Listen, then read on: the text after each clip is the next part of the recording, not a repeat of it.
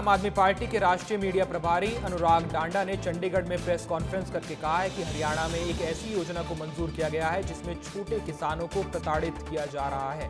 उन्होंने कहा कि इस योजना से किसानों की जमीन हड़प ली जाएगी और उस जमीन पर काम करने वाले भूमिहीन किसानों का उसके बाद न जाने क्या होगा। ये बड़ा सवाल है। डांडा ने कहा कि योजना के अनुसार 10 एकड़ से ज्यादा जमीन वाले किसान अपनी मर्जी से अपना हिस्सा दे सकते हैं, लेकिन उससे कम जमीन वाले किसानों के पास अपनी पूरी जमीन देने के अलावा कोई विकल्प नहीं है। आम आदमी पार्टी के राष्ट्रीय मीडिया प्रभारी ने आरोप लगाया कि बीजेपी के बड़े नेताओं ने पहले ही सैकड़ों एकड़ जमीन सस्ते दामों पर जुटा ली है और अब उसी जमीन को कई गुना दामों पर बेचने की प्लानिंग है।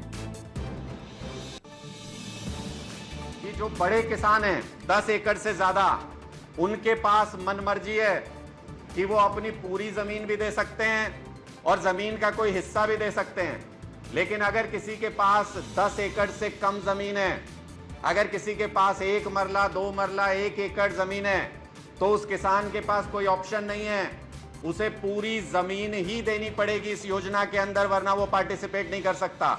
मतलब उसको वहां से अपनी जमीन देके उसकी कोई हिस्सेदारी वहां रही नहीं, उसको कहीं और जाना पड़ेगा। और अगर सर्कल रेट से किसान को पैसा मिलेगा तो कहीं और जमीन खरीदने के लायक भी किसान इस योजना में नहीं है, वो नहीं खरीद सकता।